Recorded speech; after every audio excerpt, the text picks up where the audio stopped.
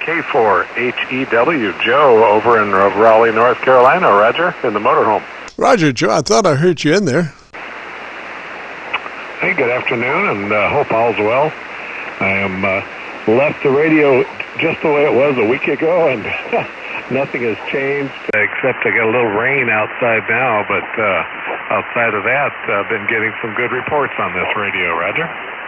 Roger. Now, do you have any problems with stray RF in your motorhome? Not at 100 watts, and not on 40 meters. 2 meters, it tends to pick up a little 60-cycle hum, but I'm not aware of any on HF, Roger. Roger that. I have worked for a few broadcast stations. The last one I worked for was a 50,000-watt station that, there were folks that lived somewhat in the vicinity, like a couple of miles away, and their bed springs would make sounds of the whatever the modulating signal was. Well, you can load up a bed spring and it'll radiate. I do hear something through we've got a 5.1 Dolby speakers in the ceiling in this thing, and on 20 meters occasionally I can hear something up there, but that's because the antenna's cut for 40 and I'm making it work on 20 with an antenna tuner, but so there is some stray that comes back in that way, but at 100 watts I'm not going to worry about it.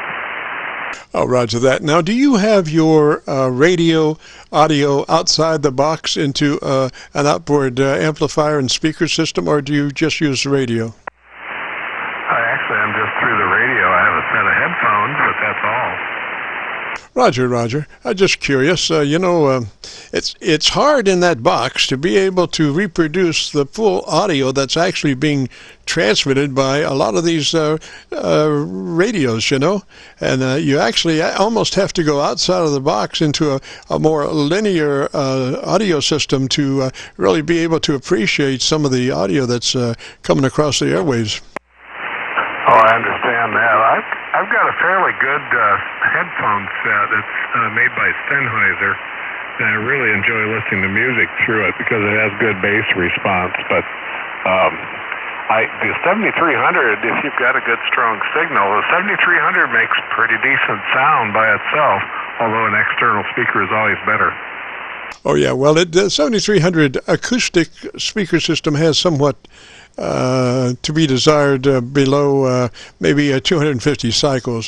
The box just doesn't have enough cubes to really reproduce the lower frequencies that a lot of these transmitters are transmitting. Roger. The station calling. Go ahead. Sorry, to interrupt your curious if you could just give me a quick note whether you're hearing any RF come back to my audio. I'm tracing a problem inside the shack this afternoon. Roger, station. I barely have a copy on you. You're like 1 dB. Come up on mic and try that again. Okay. You're not. That's very possible. Roger, sir. You're 1 dB above my noise level. And I've gone through 4 internet SDRs, and I don't hear you on that. So don't know what to tell you. Maybe conditions will get better shortly. All righty, sir. Thank you very much. You have yourself a great afternoon and enjoy. KC9VKV, 65 miles north of Manhattan.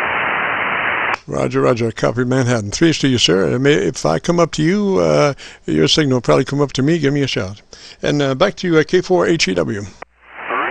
Yeah, roger that. I did hear him in there a moment ago. It sounded like he was a little below frequency, maybe 7187 or something like that.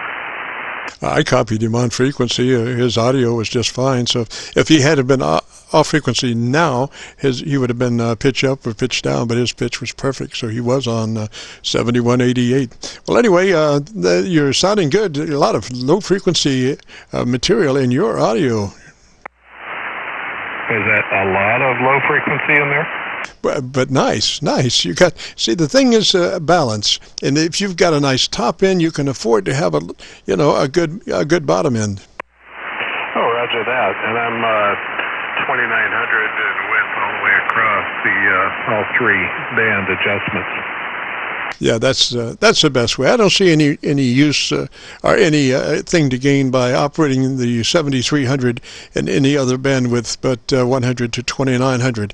I mean, you start in those lesser modes, and the first thing that happens is you lose it off the top. You're losing it off the bottom, but you're losing it off the top. And the thing is, you want to keep your top end articulation, so you want to stay 100 to 2900. And if you need to get rid of some of that bottom, do it on EQ. But keep your top end through bandpass. Oh, roger that. That's good for DX. That sounds normal too. Jim, it's been good talking to you. I'll let somebody else have a turn at the controls.